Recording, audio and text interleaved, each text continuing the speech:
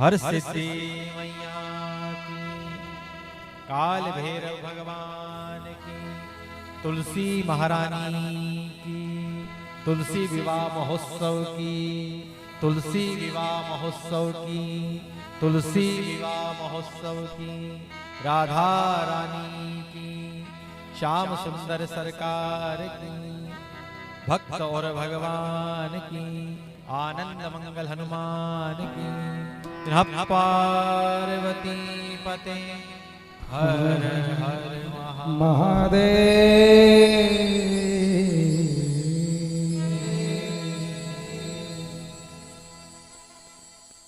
हर हर महादेव। परम मंगलकारी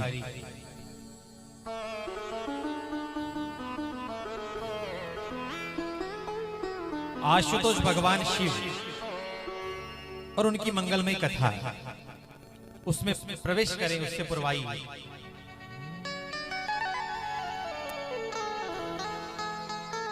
मन को भगवान भोलेनाथ के चरणों में लगाते हैं। भोला बागंबर वाला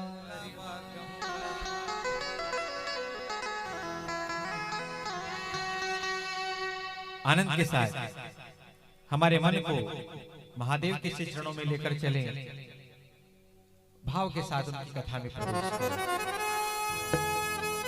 कैसे है महादेव? वो भोला बागंबर वाला। कल बागंबर की कहानी सुनेगी ना? भोला ने क्या पहना? कल सुनी थी ना आपने? सांप लपेटा भोलेनाथ को बागंबर पहनाया। गले सर्पों की माला,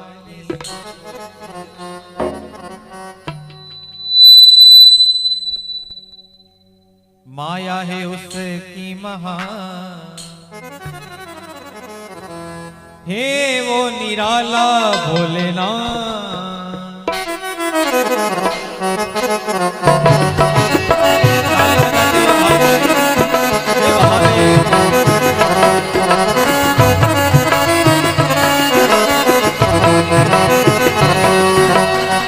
भोला बागंबर वाला, भोला बागंबर वाला, गले सर्पों की माला, गले सर्पों की माला, माया है उसकी महा, माया है उसकी महा, है वो निराला भोलेनाथ। भोला बागंबर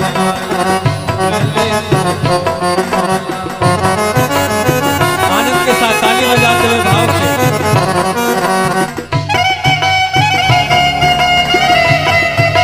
हे महादेव।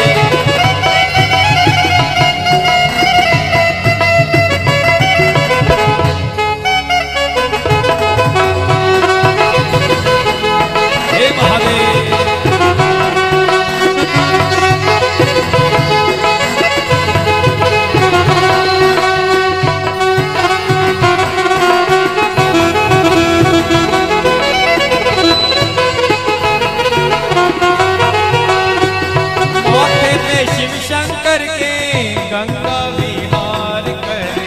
माथे पे शिव शंकर के गंगा विराजे, माथे पे शिव शंकर के गंगा विहार करे, माथे पे शिव शंकर के गंगा विहार करे, कानों में शिव शंकर के बिच्छू विहार करे, कानों में शिव शंकर के बिच्छू विहार करे, माया है उसकी महा,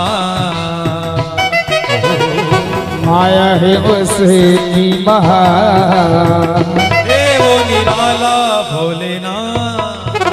भोला बागंबर वाला, गले सर्पों की माला, भोला बागंबर वाला, गले सर्पों की माला, माया है उसकी महा, हे वो निराला भोले। हर हर महादेव, महादेव, महादेव,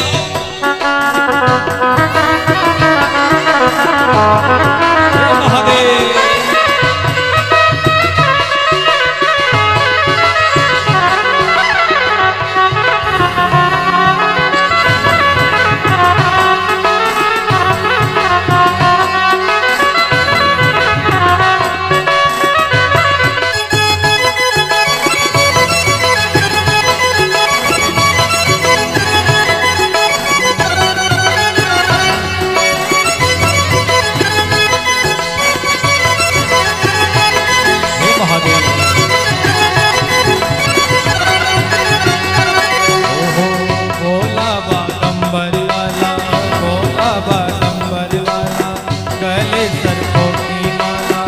गले सर्पों की माला, भोला बागंबर वाला, भोला बागंबर वाला, गले सर्पों की माला, गले सर्पों की माला, आया है उसकी महान, आया है उसकी महान। हे वो निराला भोलेनाथ, हे वो निराला भोलेनाथ, हे वो निराला भोलेनाथ, हे वो निराला भोलेनाथ।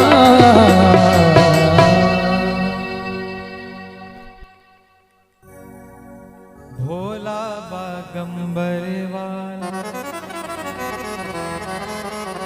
गले सर्पों की माला, माया है उसकी महान, हे वो निराला भोलेनाथ।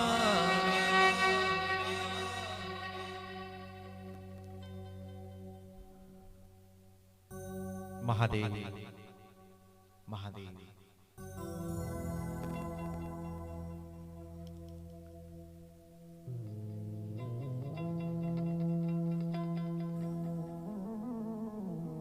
परम मंगलकारी, परम सुखकारी,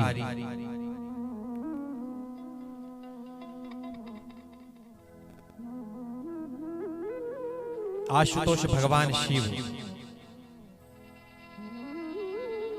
जैसा उनका नाम ऐसी उनकी कथा।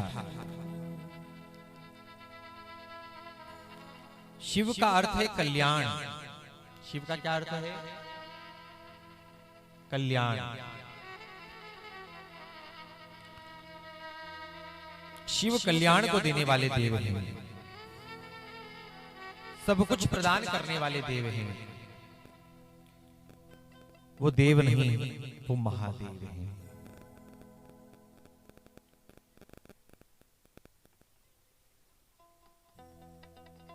धन्य है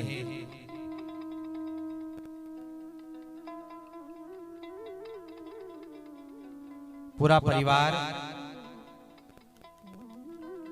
जिन्होंने सुंदर ये प्रेम रूपी गंगा को बहाया, इस ज्ञान रूपी गंगा को बहाया। एक बार पूरे परिवार के लिए जोरदार ताली से स्वागत करेंगे।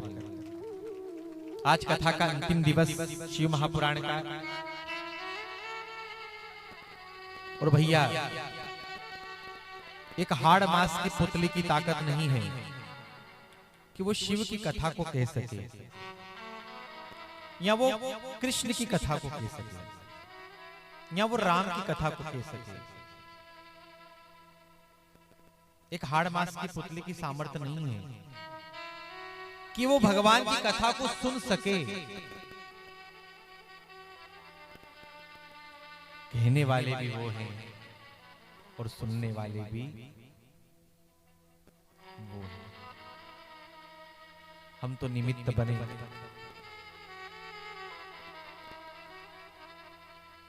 और भगवान भोलेनाथ की कृपा से यह आयोजन कल संपन्न होने जा रहा है। फिर इस आयोजन की सिर्फ यादें शेष रहेंगी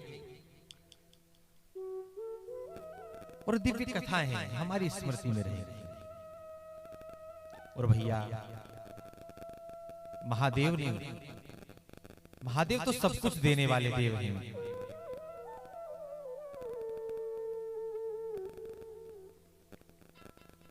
सब कुछ भगवान सब कुछ देने वाले हैं।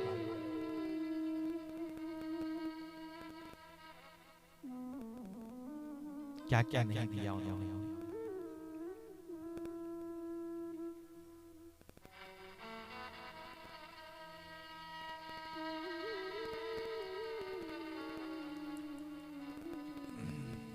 महादेव तो महादेव है।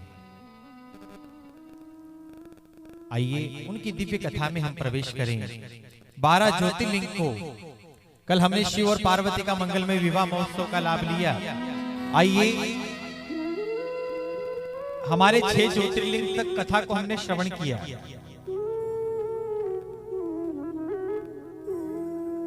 पुनः हम शिव की कथा में प्रवेश करें। तो आइए 12 ज्योतिर्लिंग को मन ही मन प्रणाम करें।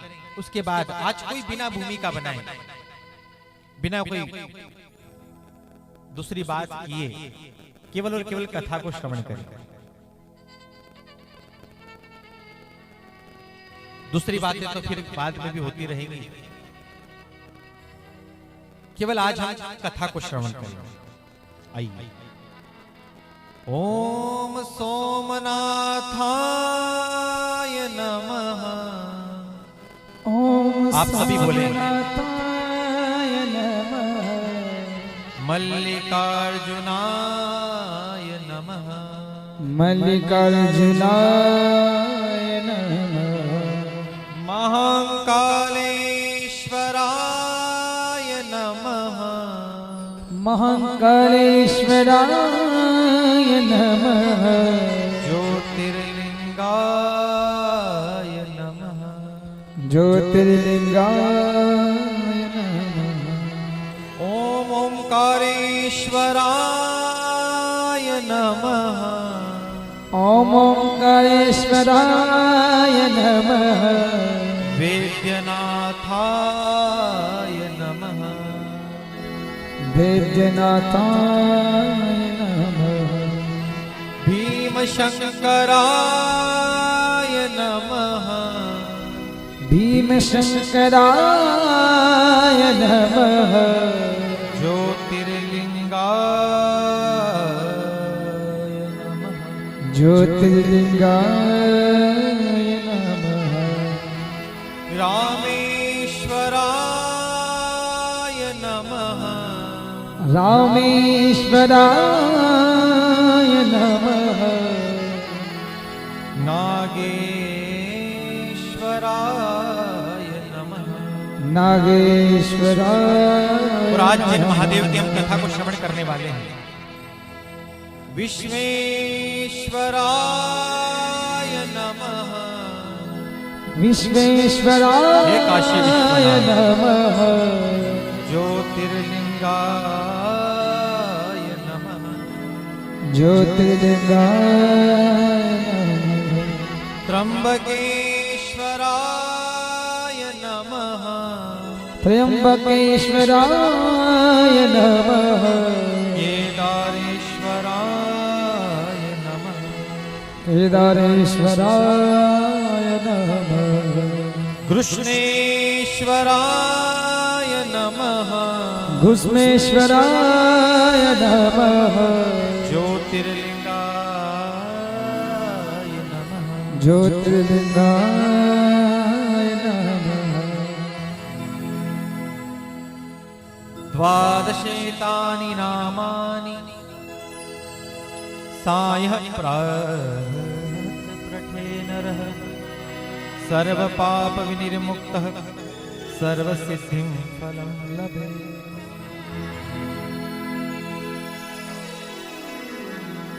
आइए, हमारे भारत का 7वां ज्योतिर्लिंग है जिसका नाम है काशी विश्वनाथ। क्या नाम है? जोर से बोलिए, क्या नाम है? काशी विश्वनाथ। और भैया धन्य है काशी। पूरे संसार का, पूरे विश्व का प्रलय हो जाता है, लेकिन कभी काशी नगरी का प्रलय क्यों नहीं होता? बोले भैया, उसे स्वयं महादेव ने अपने लिए बसाया है। लोग जीने के लिए तो जाते हैं, दर्शन करने जाते हैं। कई लोग भैया कमरा लेकर रहते हैं। क्यों? बोले अगर काशी में मरी जाएगा तो सीधे भगवान शिव के धाम जाएंगे। काशी विश्वनाथ, दिव्य काशी नगरी जो महादेव ने बसाया, महादेव ने बसाया। और सुनिए,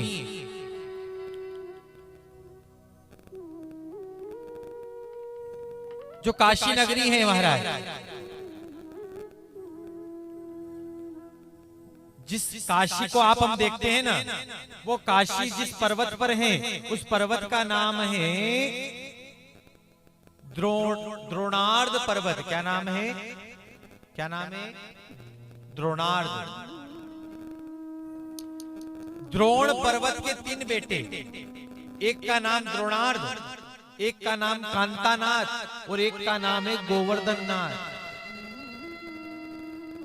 3 पर्वत हैं।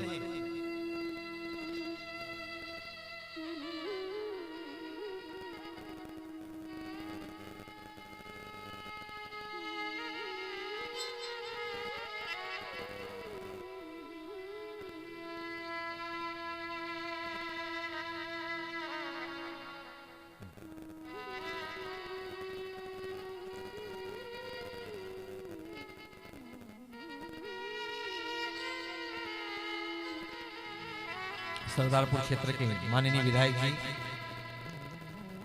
आज शिव महापुराण में पधारे हैं। कोई बात नहीं, अंतिम दिन है पर आए। एक बार जोरदार तालियों से स्वागत करें आपको।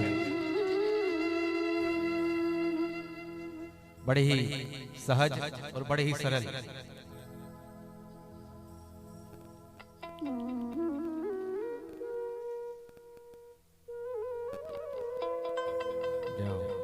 भोलेनाथ कृपा करें और आप खुद तरक्की करें।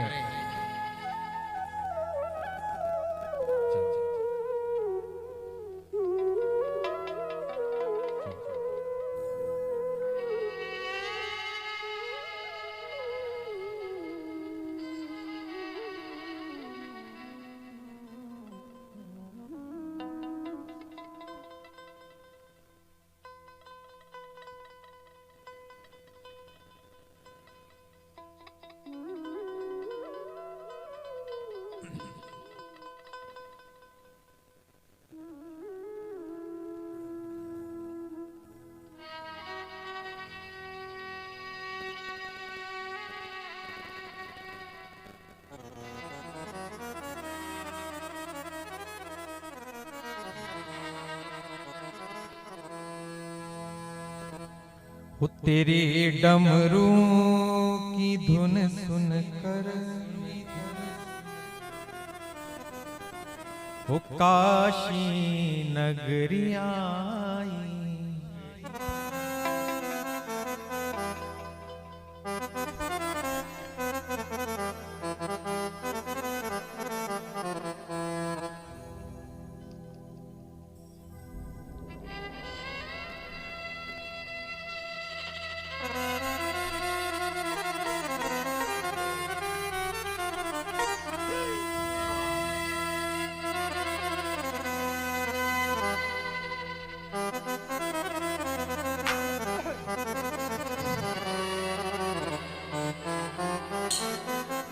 तेरी शरण भोले तेरी शरण भोले तेरी शरण। तेरी शरण हम आए हैं, तेरी शरण हम आए हैं। तेरी शरण भोले तेरी तेरी शरण भोले तेरी शरण। ऐसे नहीं, जरा ताली बजाते हुए भाव से लगाइए मन को महादेव के चरणों में।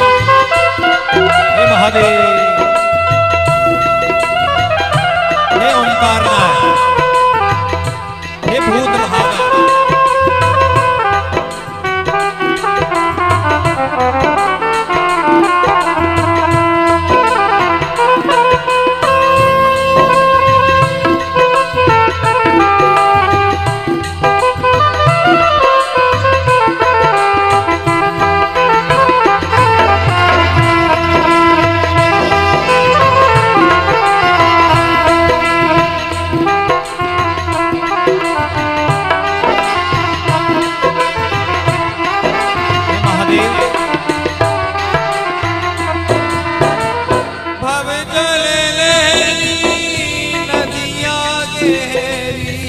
भव जल लहरी नदियाँ गहरी।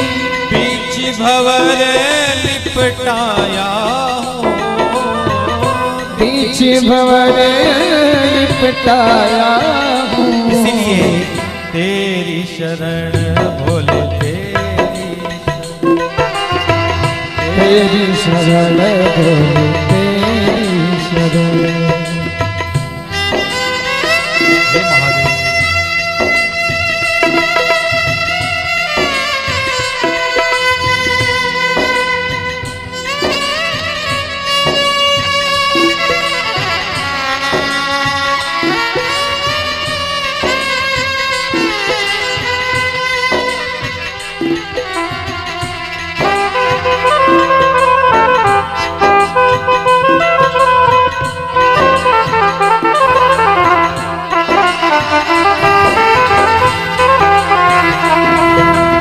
हे महादेव।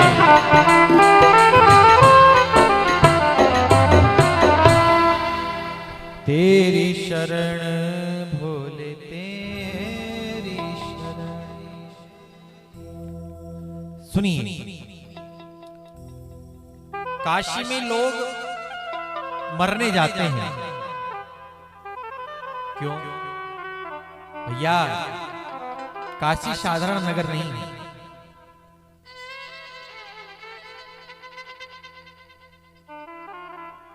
काशी साधारण नगर नहीं है। एक बार स्वामी रामकृष्ण परमहंस, जो विवेकानंद जी के गुरु जी थे, काशी घूमने आए। नाव में बैठकर घूम रहे थे। कितने घाट है काशी में? कितने घाट है? 84 घाट। एक एक घाट देख रहे थे, नाव में बैठकर घूम रहे थे। अचानक नाव एक घाट के सामने से निकली। उस घाट का नाम था मणिकर्णिका घाट। रामकृष्ण परमहंस नाव में खड़े हो गए। शिष्यों ने देखा कि गुरुजी हमारे नाव में खड़े हो गए। भाई चलती नाव में नदी में मध्य में खड़ा नहीं होना चाहिए, मर्यादा है। आखिर गुरुजी खड़े क्यों हो गए? गुरुजी के रोम रोम खड़े हो रहे हैं। घाट निकल गया। गुरुजी आप नाव में खड़े हो गए। गुरुजी ने कहा, सुनो, अभी अभी मैंने एक मुर्दे के कान में स्वयं महादेव को कुछ कहते हुए सुना है। अभी अभी मैंने, जो मुर्दा काशी में जल जाता है, काशी में मर जाता है, स्वयं महादेव उसके कान में आकर उसको मंत्र प्रदान करते हैं। स्वयं महादेव। और महादेव को राखों से प्रेम इतना है क्यों? चिता भस्म से इतना प्रेम क्यों है? बोले भैया, एक बार एक शव यात्रा जा रही थी। सब लोग बोल रहे थे राम नाम, जोर से बोलो ना, राम नाम। अभी थोड़ी आ, जोर से बोलो, राम नाम सत्य है। महादेव ने सुना, अरे वाह, ये तो मेरे राम का नाम ले रहे हैं, ये कितने अच्छे लोग हैं। महादेव भी उस शव यात्रा में,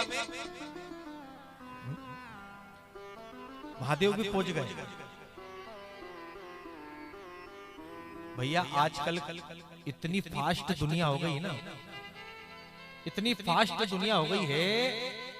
एक शव यात्रा जा रही थी, पीछे से एक मोटरसाइकिल हार्न बजाए, हार्न बजाते बजाते बजाते जो मुर्दे को तोड़ के जा रहा था ना, उसके पास पहुंच गया। तो जो मुर्दे को उठा के जा रहा था ना, उन्होंने कहा भैया आपको बहुत जल्दी है क्या? बोले हाँ। अच्छा। उसने कहा क्यों? हाँ। बोले इका पेला जाओगे? इका पेला जाओगे? महादेव ने कहा रे भैया, ये तो मेरे राम का नाम ले रहे हैं, बहुत अच्छे लोग हैं। भोलेनाथ शामिल हो गए। राम नाम सत्य है, राम नाम सत्य है, राम नाम सत्य है, बोलते बोलते शमशान पहुंच गए। अर्थी को उतारा।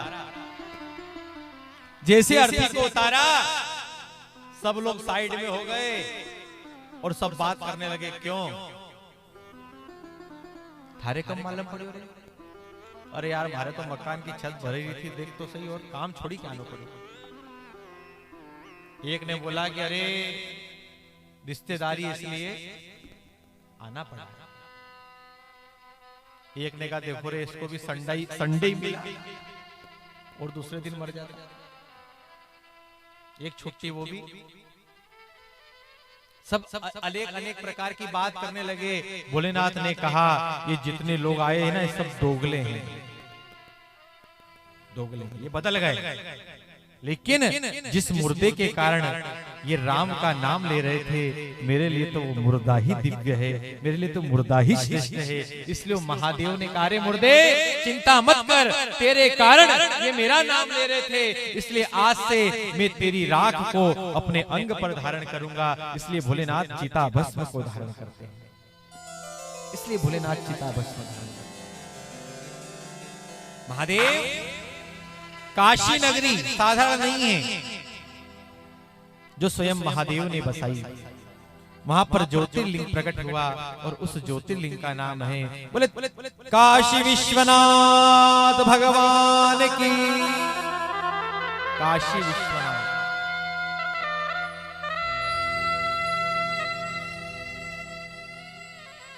आहा, 8वां ज्योतिर्लिंग जिसका नाम है त्र्यंबकेश्वर महादेव, और वो कहां है? नासिक में। कहां है? जोर से बोलो, कहां है? नासिक में। और जहां पर अरे धन्य है हमारा भारत, धन्य है हमारी भारत की भूमि, और धन्य है हमारा सनातन धर्म, जहां पर मेला भी लगता है ना भैया तो सिंहस्थ कुंभ जैसा लगता है। हजारों संत, हजारों महापुरुष उसका दर्शन होता है। ये हमारा भारत है, हमें गौरव होना चाहिए कि हम भारतीय, और सबसे बड़ा गौरव प्रत्येक हिंदू को होना चाहिए कि हम हिंदू हैं। ये सबसे बड़ा गौरव है भैया आपके लिए कि आप छोड़ो ये बात, छोड़ो ये बात।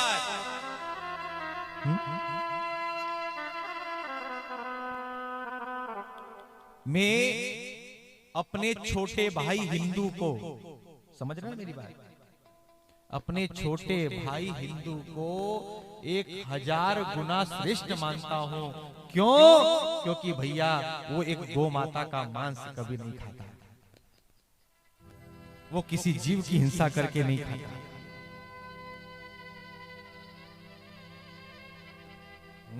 और जो गौ माता का मांस खा रहा है उसके पेट में, उसके पास बैठ के हम चाय की चुस्की ले रहे हैं, ये तो हमारे धर्म पे भैया हम कुठाराघात है।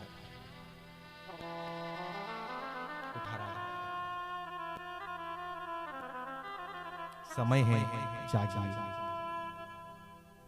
काशी नासिक में शिव महापुराण बड़ी सुंदर कथा है, ध्यान से सुनिए। अतः परम प्रक्ष्वामि महात्म्य त्र्यंबकेश्वर, यम श्रुत्वा पावेभ्यो मोक्षयन्ते मानवश्व। महाराष्ट्र की धरा, महाराष्ट्र की धरा तो वैसे भी संतों की धरा है, भक्तों की धरा है। वहां महादेव त्र्यंबकेश्वर रूप में विराजित हैं। और जो नासिक है ना, जो त्र्यंबकेश्वर है, वो भैया गौतम ऋषि की नगरी है। किसकी नगरी है? गौतम और अहिल्या का तप का प्रभाव है।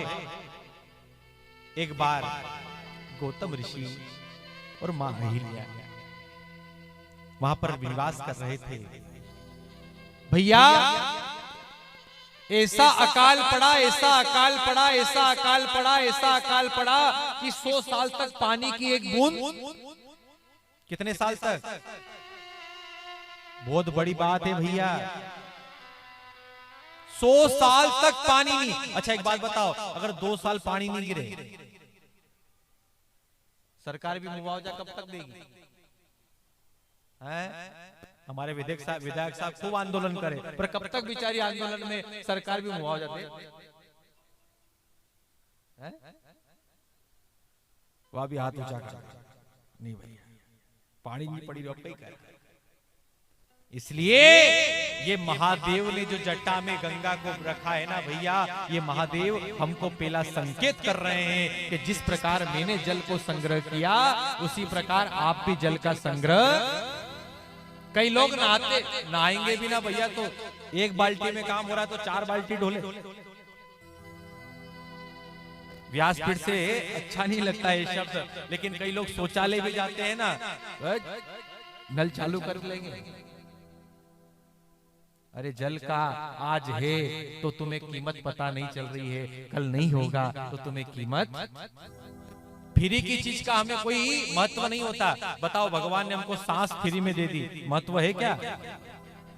और जरा सी ऊपर नीचे हो जाए, लगाओ रे वेंटिलेटर, उसका महत्व पता चला ऑक्सीजन के रूप में।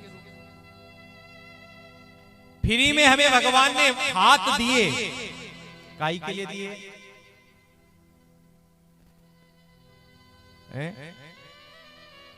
चाकू चलाने के लिए? काई के लिए दिए? लड़ाई करने के लिए, मारने के लिए? काई के लिए दिए? सेवा करने के लिए। भगवान ने हमें सुंदर कान दिए, काई के लिए? क्यों वीरू भैया, काई के लिए दिए? सुनने के लिए। क्या सुनने के लिए? क्या सुनने के लिए?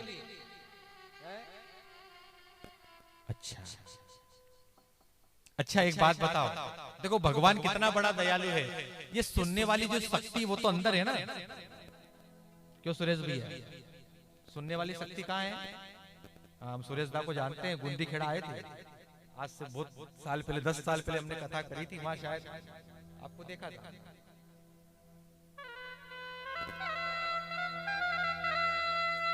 तो सुनने वाली जो शक्ति है वो कहाँ है? अंदर है ना। तो ये भगवान ने ये मॉडल क्यों बनाया?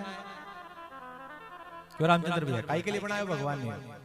अरे भगवान के मालूम थो कि कलयुग आएगा और कलयुग में चश्मो भी आएगा, और अगर चश्मा आएगा तो फिर फेरेगा कैसे? अगर भगवान ये मॉडल नहीं बनाता तो फिर खील ठोकनी पड़ती।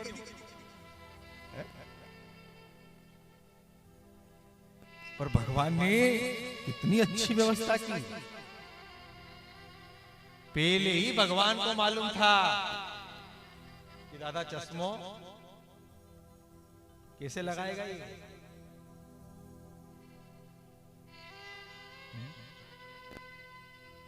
हमें सुंदर वाणी दी, बोलने के लिए, मीठा बोलने के लिए, अच्छा बोलने के लिए। 100 साल तक पानी की एक बूंद नहीं गिरी, और जब 100 साल तक पानी नहीं गिर रहा है भैया, स्थिति इतनी विकट हो गई कि सब विचार करने लगे कि अब क्या करें, कहां जाएं। लोग पलायन करने लगे, गांव छोड़ छोड़ कर जाने लगे। देखते देखते गौतम ऋषि तपस्या कर रहे थे। गौतम ऋषि ने देखा कि गांव के गांव खाली हो रहे हैं, सब लोग अपने पशुओं को ले लेकर जा रहे हैं। रोक कर पूछा, भैया कहाँ जा रहे हो? गुरुजी, हमारे पशु मर रहे हैं, हम पानी के बिना मर रहे हैं, हम प्यास के बिना मर रहे हैं। संत कौन है? बोले संत वही है जो दूसरे को दुख को अपना समझे, वही। और दूसरों की चिंता देखो, दूसरे की चिंता को वही मिटा सकता है जिसकी अपनी कोई चिंता नहीं है। आप डॉक्टर साहब कन गया, डॉक्टर साहब हाँ मेरा इलाज कर दो। क्यों, क्या हो गया? बोले मेरा माथा दुख रहा है। डॉक्टर साहब ने बोला, अरे दादा कई करूं, सुबह से मारो भी दुखी हो यार। अब बताओ मरीज पर क्या असर पड़ेगा? दूसरों की चिंता वही मिटा सकता है जिसकी अपनी कोई ही नहीं। गौतम ऋषि ने कहा चिंता मत करो, हम तुम्हारी चिंता को मिटाएंगे। तपस्या करी और तपस्या के फल पर भगवान वरुण को प्रकट किया। किसको प्रकट किया? हमारे जल के देवता का क्या नाम है? क्या नाम है? अलग अलग विभाग हो कि नहीं हो? तो जो जल के देवता उनका नाम क्या है? वरुण। वरुण भगवान प्रकट हो गए। वरुण देवता ने कहा कहिए गौतम ऋषि, कहिए क्या सेवा, क्या दें हम आपको? हे वरुण देव, आप जल के देवता हैं। पूरे गांव के लोग, पूरे क्षेत्र के लोग, पूरे नगर के लोग प्यासे मर रहे हैं। जल के बिना उनकी गायें मर रही हैं, उनके पशु मर रहे हैं। आप दृष्टि करिए। वरुण देव ने कहा देखो, ये विभाग हमारा जरूर है, लेकिन ये भगवान की इच्छा है कि अभी और कुछ सालों तक पानी नहीं गिरेगा। अरे तब तो सब मर जाएंगे। अच्छा,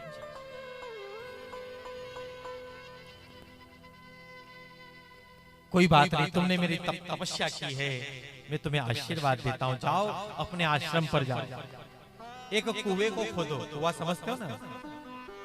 बावड़ी को खोदो, कुएं को खोदिए।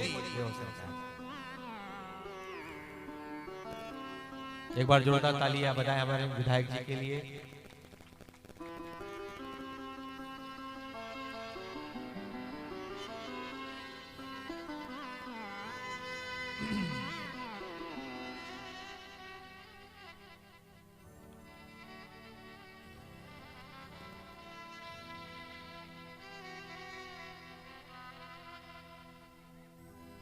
कहा सुनो, तुम अपने आश्रम पर जाओ और एक कुएं को खोदो, एक बावड़ी को खोदो। गए, ध्यान से सुनिएगा, बड़ी रोचक कथा है। बावड़ी को खोदा, तुम्हें जल हम देंगे। जैसे बावड़ी को खोदा वैसे ही उसमें जल प्रकट हो गया, जल की धारा। अब भैया 100 किलोमीटर तक पानी नहीं, और कोई कह दे कि भैया वहां पानी है, तो भीड़ पड़ेगी नहीं। और गौतम ऋषि ने भी दिल खोलकर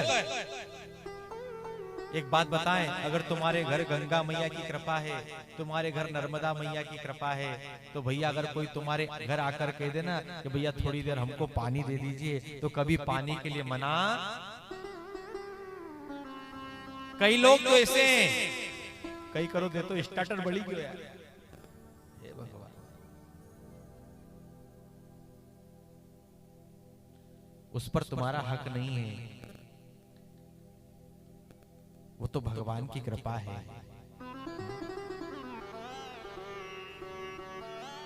नर्मदा की कृपा है तुम्हारे ऊपर। ऐसे कई शिष्य हैं हमारे जिनके यहाँ पानी नहीं था, उनसे हमने निवेदन किया, देखो पानी निकल जाएगा तो एक हमसे वादा करो कि तुम कभी किसी को मना नहीं करोगे। आज भैया चकाचक होल चले। नर्मदा की कृपा है। जिसके घर अगर पानी नहीं निकल रहा हो ना भैया, आप ओमकारेश्वर जाओ, मां नर्मदा को प्रार्थना कर कर आओ, वहां से एक जल भर कर लाओ। वो जल जब आप होल करो तब अर्पण करो। ताकत नहीं है कि वहां नर्मदा प्रकट हो। विश्वास को तो बहुत बड़ी ताकत। और मां नर्मदा ने बहुत कुछ देती हैं, और हमें तो भैया सब कुछ दिया भगवान ने, मां नर्मदा ने, ओंकारनाथ ने, महादेव ने। पहले हम सोचते थे, विधायक जी को देख के हमको एक बात याद आ रही थी कि पहले हम सोचते थे कि पहले जब वो लाल बत्ती चलती थी ना, अब तो बंद हो गई। पहले हम सोचते थे कि यार लाल बत्ती गाड़ी में बैठ लो यार। तो भगवान ने ऐसी कई बार कृपा की हम पर, कई बार कृपा की कि उस गाड़ी में बैठने का भी अवसर मिल गया।